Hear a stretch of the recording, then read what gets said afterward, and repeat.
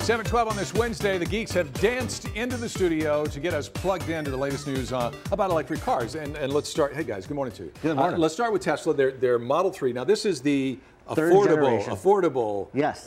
Tesla. That's right. This is the car when announced in March of last year was said to be a game changer. Tesla started with the $100,000 Roadster, then the $75,000 Model S, and this is the car for the masses starting at $35,000. Of course, when you add all the features you want, you're still about $50K, but the very first one rolled off the assembly line on Friday. They've got the orders going to the first 30 people at the end of this month, and they're hoping to sell 200,000 of these cars a year. Now, I heard there were something like 350,000 people on a list. Is that true? That's the waiting list, and with an 18-month lead, it's going to be 2019 if you order now before you get your Model 3. And that's if they can hit those targets, because right now they're at manufacturing maybe 8,000 a month. So they're going to have to ramp that up considerably. Absolutely. All right, Volvo had a big announcement about electric. Well, so right around the same time that they're actually releasing, or actually providing the first models of the Model 3 from Tesla, Volvo, which is a pretty major brand, right? I mean, they're Swedish, they're owned by Chinese, but they have come out with an announcement which was really big because it affected the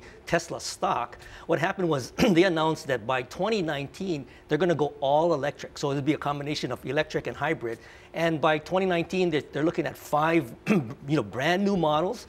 And then they project by 2025, they'll have 1 million cars out there on the market. So is this the beginning of the end for the internal combustion engine? Well, the thing is, I think, for Volvo, at least from a strategy standpoint, they want to be the first mover. Right. I mean, right now, before Volvo, right, Tesla was the only one out there. So I think for Volvo to actually announce that they're going to commit to this degree, it's a major decision. Now, there's another company that's come on the scene at that luxury level. It's Absolutely. called... Now that Tesla is going for the mass market, there's a company called Lucid. They've been around for 10 years, but they only made batteries until the last 3 years when they said, oh, we can make a car. So they are unveiling their Lucid Air. It's $100,000, but of course it goes very, very fast. And the headline this week was that on the test track, it hit 235 miles an hour, which completely smokes the very fast Tesla's 155 miles an hour. Of course, which is great to have on the H1. Yeah, it would be of great use here in Honolulu. And they do admit that, of course, it was the test car. They took all the limits off. It's not full of all of the things the actual car would have, but they're definitely making headlines, and they want to have their cars on the road by 2019. And they're probably, it sounds like they're trying to appeal to more of a performance car fan. Absolutely, luxury, luxury giant moonroof and everything. Okay. All right, now the guys are on the radio, HPR 1 88.1 at 6:30 tonight. What's the topic? Well, in the spirit of our discussion about cars, we're actually talking about a little car called the Altino.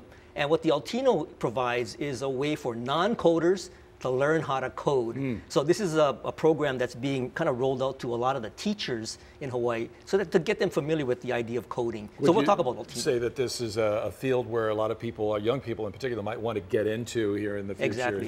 Yeah. Awesome. Computer program. Thanks, guys, very much. The Geeks with us every couple of Wednesdays. We're going to take a break and be back with more Sunrise in just a moment. But first, we dance. Or they dance.